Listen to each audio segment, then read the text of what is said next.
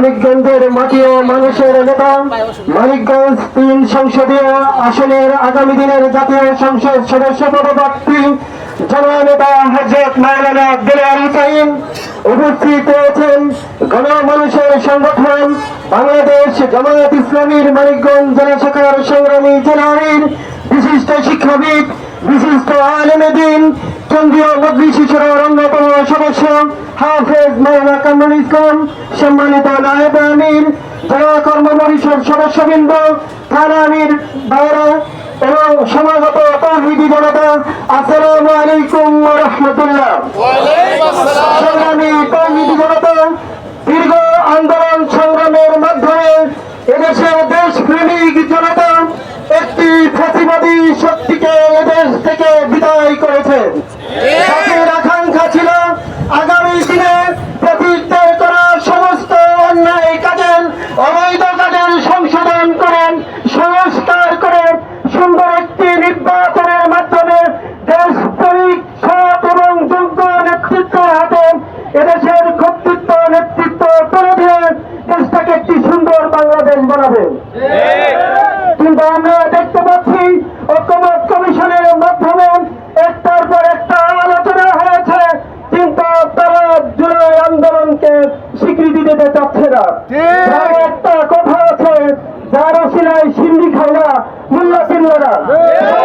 তৌহিদি জনতা, এদেশের ২,০০০-এর মতো শহীদ এবং ২২,০০০-এর উপরে আহত ভাই, যাদের আত্মনাদ আজও আমাদের কানে আছে, যে সমস্ত শহীদের রক্তের উপরে দাঁড়িয়ে আজকে আমরা আন্দোলন করছি, তাদের স্বীকৃতি যারা দিতে চায় না, জাতি তাদেরকে ধিক্কার দিচ্ছেন।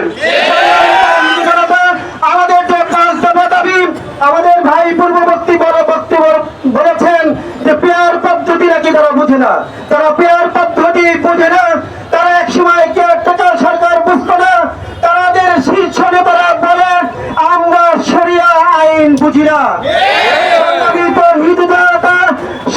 শরিয়া আইনের ভিত্তি হচ্ছে কোরআন। যারা বলে আমরা শরিয়া আইনে বিশ্বাসী নই, তাদের ঈমানের বিষয়টা আপনাদের হাতে তুলে দিলাম। আমি আমার কথা বাড়াবো না। আগামী দিনের আন্দোলন সংগ্রামে এদেশের মানুষকে সাথে নিয়ে সৎ এবং যোগ্য নেতৃত্বের হাতে আমরা জাতীয় সংসদে ক্ষমতা তুলে দিতে চাই। সেই আন্দোলন সংগ্রামে আপনাদেরকে পাশে পাবো ইনশাআল্লাহ। এবং আমরা বলতে চাই, আমাদের কেন্দ্রীয় নেতাদের কণ্ঠে কণ্ঠ মিলিয়ে আন্দোলনের দরজা খোলা থাকলে আমরা আন্দোলনে থাকবো, রাজপথে থাকবো না।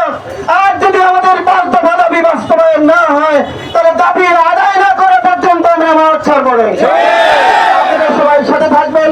আগামী দিনের আন্দোলন সংগ্রামে দেখা হবে এবং আহ্বান জানিয়ে আমার কথা শেষ করছি। আখির দাওয়ানা আলহামদুলিল্লাহি রাব্বিল আলামিন।